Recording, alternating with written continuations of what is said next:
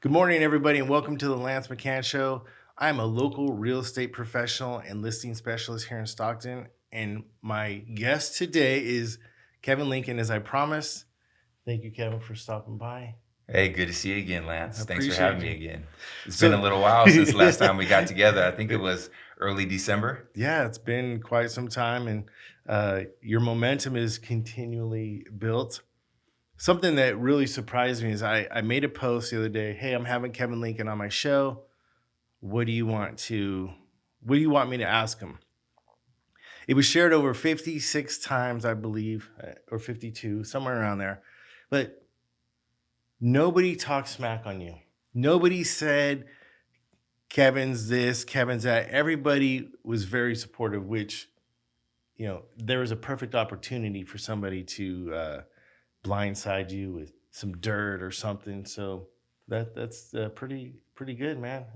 I'm happy you're running. Yeah, I'm happy I'm running too. The support of the community has been overwhelming. I mean, a lot has happened since December. since last December when we last got together with COVID and Oh with the man. impact on our businesses and our homes with the kids, having to navigate distance learning and things like that. But Yeah, no kidding, it huh? hasn't stopped our campaign, and we've been working really hard, engaging the community, and really, trying to hear the voice, the heartbeat of the city. Yeah, and I think you're hitting that because I see you out in the community.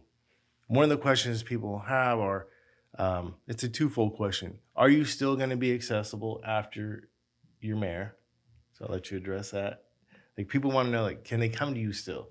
Absolutely. I want people to know that they can come to me right now and that I am responsive, that I'm accessible, and that, the door will always be open, right now for you to engage with me, as well as, when I assume office, in January.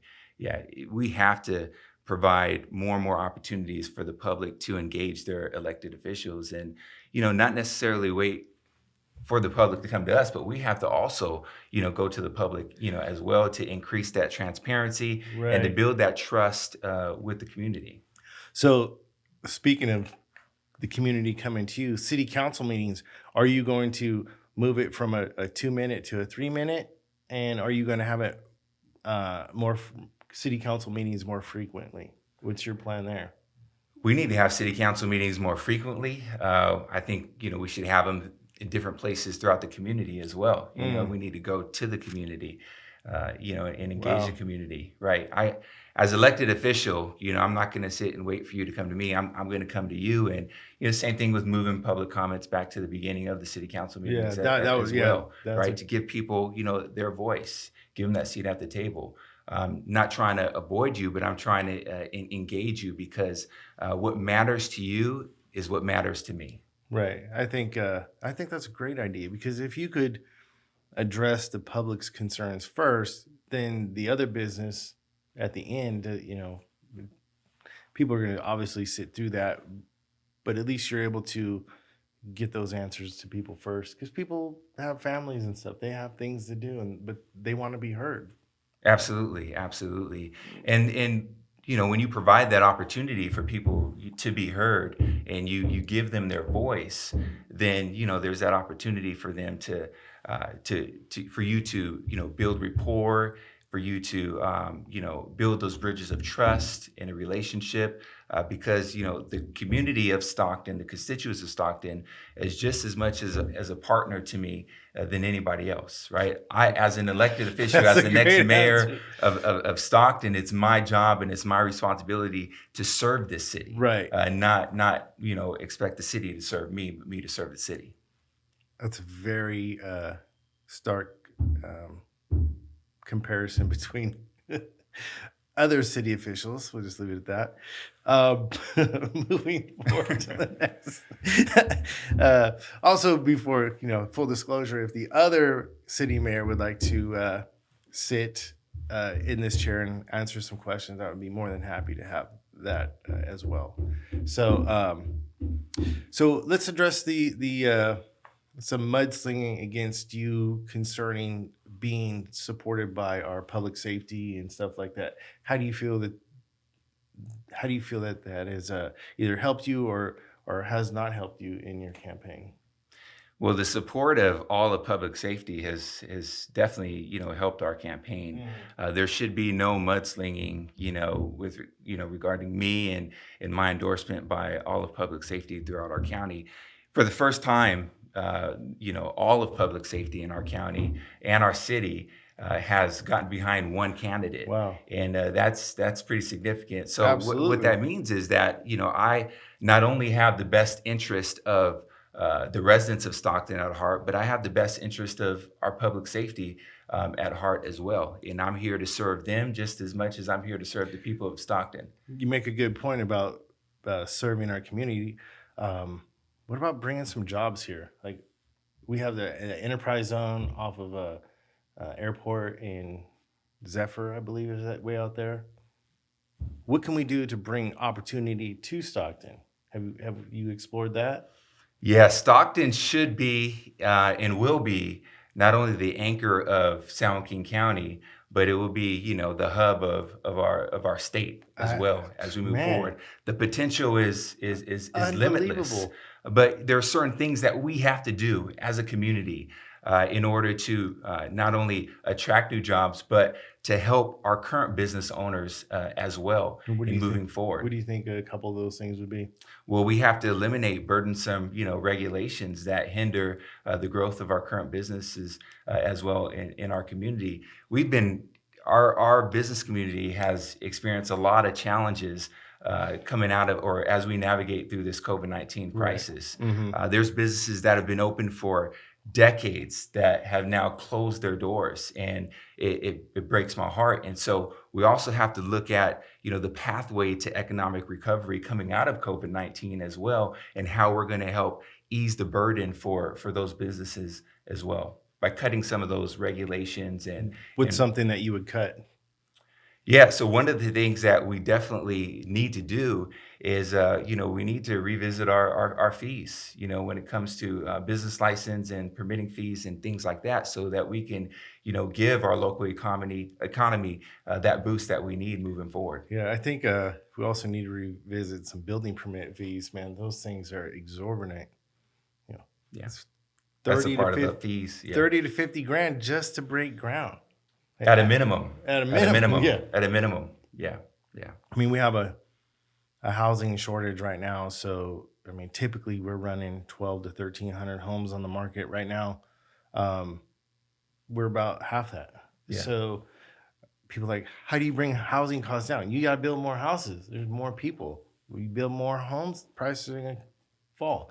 Just like, you know, I don't know if people remember the microwave, but that thing was like $500 brand new. Sure. Now you can pick one up for 50.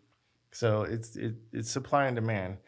Yes, Uh, absolutely, and it's also the same thing with when we look at poverty as well in our community. mhm, The best way to come out of poverty is to provide economic opportunity as well, absolutely. and so that's a part of bringing the jobs in so that we can grow our economy. And as we're growing our economy, we're reducing poverty in the process. Yeah, giving people life skills and life experience to be able to move forward. And then when you're 25 and you're working at a part-time job or a full-time job making $12 an hour, you think that's it for the rest of your life. There's no vision forward. I felt that same way, but going to school, getting work experience, my income doubled over the years. And so giving people those tools to see the future and a pathway to a career is huge. Absolutely, because not only do we have to provide educational opportunity to help address poverty as well, but we also have to provide those job Hmm. opportunities because not everybody is going to go to a four-year college. No. Yeah. But everybody can learn the value of hard Hmm. work, and everybody can seek those types of I mean, opportunities. I don't know if it's still in Woodruff, the trade school that was off of Weber Street. They used to have, I don't know if it's still open, probably not open right now with COVID, but you could learn welding, construction, computer skills, all kinds of stuff. We don't, And, we and we don't, need more of that. we We need need some more of stuff that. like that. Switching gears to poverty, homeless is a big issue here, and it's what was one of the top questions on the forum was, what's he going to do about the homeless crisis? So, how would you? Homelessness is the number one issue in our city. Yeah. 73% of the people see that homelessness is the number one issue, and so, we have to address it. But when we look at homelessness, we have to address the root cause of it as well. When we know in our community that 70% of homeless in our community, they're either dealing with, mental health issues or substance abuse, and some a combination of both. We have to make sure that we not only provide and have enough beds in place so that we can shelter the homeless, but we Right. also have those wraparound services there at those locations so that the homeless population in our community can get the treatment, can get the assistance that they need. See, I thought it would be ideal to designate an area for the homeless so outreach services could all go to one place. You could have sanitation, all that in one place instead of having them spread out all over the community, in our parks, on the sidewalks. I mean, a few weeks back, I saw somebody camped out right there on Persian and March Lane, right up on the wall in the Pizza Hut right there. So Yeah. I mean, listen, I have compassion Yeah. for the homeless. I really do. But at the same time, their rights don't supersede the rights of law-abiding Stocktonians as well. And so that's why it's so critical. It's so important for us, to make sure that we are addressing, the root cause of homelessness and that we're getting them, the help that we need. You mentioned earlier that we have a housing shortage that Yes. we know, right? And there's the supply and demand that goes along with that. We have a bed shortage when it comes to homelessness in our community as well. In order for us to move forward and to begin, the sustainable process of cleaning up our city, we need to have enough beds, to properly house our homeless population, as well. So that means we need an increase of 400 to 600 beds, yesterday in our community. But do you think people would come in off the streets to stay in those shelters, like St. Mary's? Do you think people, or do you think they, there's too many rules inside there? Or do you think they prefer sitting on? Well, what we need are low barrier shelters, and what I mean by that is that we need to eliminate as many hurdles as possible for somebody who is living out there homeless, unsheltered, so that they could take that next step to coming in and getting some sort of shelter. So what I mean by low barrier is that they need to be able to come in with their pet. They need to. They don't. There shouldn't be a requirement that they have to be 100% sober and clean in order to come in. That's the whole idea and the point about having those wraparound services there for them, to be able to engage them and to be able to direct them That's a good point. in the area that they need assistance. I think a lot of people look at it like it's either this or this, but sometimes it's a gradual nudge towards the right direction. And we can't forget, we cannot forget that the people who are homeless, they're people first, and each one has their own story. They have behind why they are, what got them to where they are, today, and we need to engage them and see them as people first, so that we can get them the hope, give them the hope and the assistance that they need, so that they can take that next step. Because I think after a while, you just start looking at it as a nuisance, and you just want it to go away, and then you lose your compassion along the way because you're just so irritated at the situation. So you make a good point right But there. as a community, as local government, we have to take action though. We have to take those steps, moving forward, and we do need more permanent housing, for low income and our homeless population. But permanent housing and housing first is not the solution to addressing the entirety of our homeless issue. Right. It's a part of the solution. Yeah. I agree 100%. Yeah.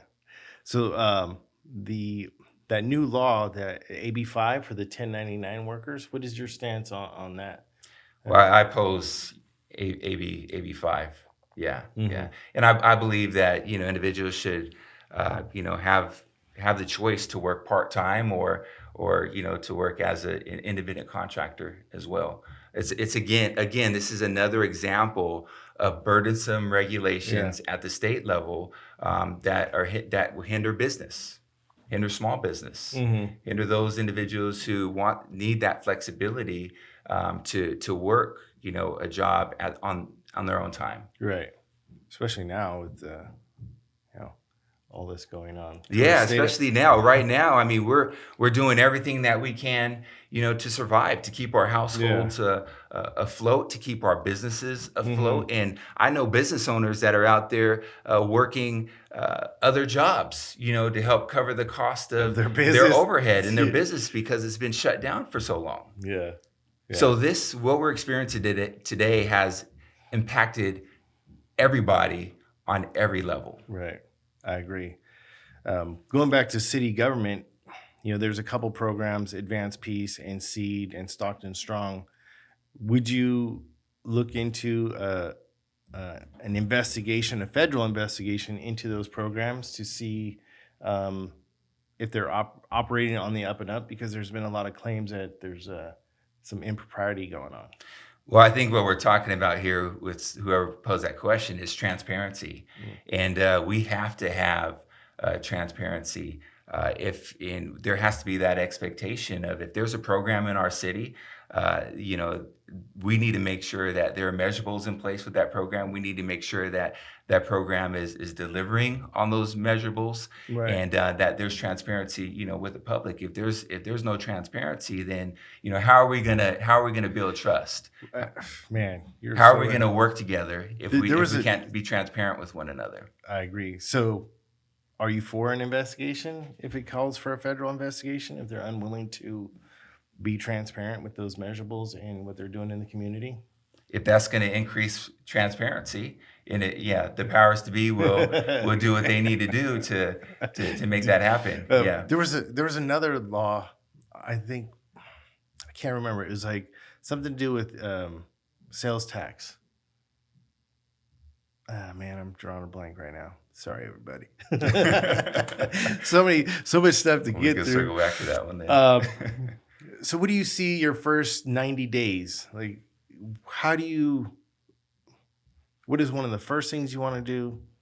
Your top 10 list. I'm sure you got to have some measurables in place. Absolutely. The top 10 list is addressing the homelessness issue, because that homelessness issue that we're dealing with right now impacts crime. It impacts businesses as well. A lot of fires in our future growth, right? It impacts public safety. It impacts public health, and so we have to begin to take action in the first 90 days. But for me, let's just back up. Becoming mayor, when I become mayor, it actually started today. It started throughout this campaign, because there's a series of things that have to take place and that have to happen in order for you to get to the point where you can begin to take action and you have community buy-in and you can move the needle in the right direction. And so that's why I've been working so hard in our community, over the last almost a year now since I've been campaigning. I've been watching you. That's why I called you the other day. I'm like, hey, let's get an update, man. Right. Because we have to involve all the community stakeholders, because when it comes to addressing issues in around homelessness and crime, we have to have the community. We have to give people a seat at the table. Yeah. Okay. And we have to bring all the community stakeholders together, because there's going to come a point where I'm going to have to make the ask to them that, listen, this is what we see as the next step in this particular area, and we can't do it without your support. We can't do it without your assistance, because moving the city forward is not going to rest solely on my shoulders alone as the mayor of Stockton. It's not. It's going to rest on our shoulders, together. Whether you're a small business owner, whether you're a resident in this community, we're going to move this city forward together. That's an amazing answer, man. You couldn't get better than that. That's great, man. I'm just passionate. I'm just passionate about the city. I get out in the community and I do things, small things, and I help support our local businesses and do videos and stuff like that. So you're 100% right. It's, I can't do it alone. We have to do it. We do it together. There has to be a public-private partnership. And you own private entity, and your business is a private business. Right. And there are a lot of nonprofits in our community who are also doing great things, community-based organizations. The greater faith-based community are doing incredible things, in our city as well. And the city has a responsibility to continue to make sure that there are certain resources available to make that happen. But what I've found and what I've noticed, over the last almost year since I've been running for office, is that there are a lot of great people in our city doing some incredible things, but they're running parallel with one another. And so, and what I mean by that is that they don't necessarily know what each other are doing. And so there's this opportunity to have this public-private partnership where we collaborate, we come together, and we leverage resources, so that we could be even that much more effective, that much more efficient, and then we can scale things in the process, whether it's cleaning up the streets, which need to happen right away. We need to be consistent with it. There's a lot of potholes around Stockton. Reinvesting in our infrastructure. Speaking of reinvesting into our infrastructure, one of the hot topics was Swenson. It's doing quite well right now, but the people in the community, I remember there's somebody was proposing a small, I don't quite want to call it an HOA, but it'd be similar to that, where they said if every homeowner paid like $50 or $75 a year towards a fund, it would help fund that, and it would be off the it would take some of the burden away from the city of Stockton to support that. How do you feel about that? Well, I know Swenson's doing well right now, right? Because you have to be outside, you can't be inside. So I'm sure it's killing it, but it's things transition back to normal, and people go back to work. And they're going to continue to do well. I think they're going to continue to do well. Swenson and that golf course it's been an opportunity to bring people together during this COVID crisis, and it will continue to be an opportunity to bring people together during, when we come out of the COVID crisis as well. It was, they were already doing great things, for the youth in our community through the First Tee program. Was one of the locations for that. My kids were in the First Tee program, nice. As well. And so, we need more and more of those opportunities, for our youth. So to ensure that opportunity continues, would you oppose the community in or around Swenson creating a fund that they would pay through via their property tax? Would you oppose that, or would you think it's a great idea? Well, they would vote on it. Right. Yeah, I wouldn't oppose. If that's what they wanted, then that's what that will make happen. As far as I'm concerned, Swenson, under my watch, Swenson's not for sale. Swenson, Stockton's not for sale for that matter. Absolutely. Under my watch. And, we're going to do everything that we can, and we will do everything we can, to preserve Swenson, as well. Yes. I think that's one of the reasons why they endorsed me recently. The Save Swenson Group endorsed me is because of my commitment, not only, to them, but to Stockton and moving the city forward. One of the, another question somebody had was, how come you don't use local businesses for your campaign items? That was a local business owner. He was like, "Hey, what's going on here? Like, you should support local." And I think you do, but I want to give you an opportunity to address that. Sure.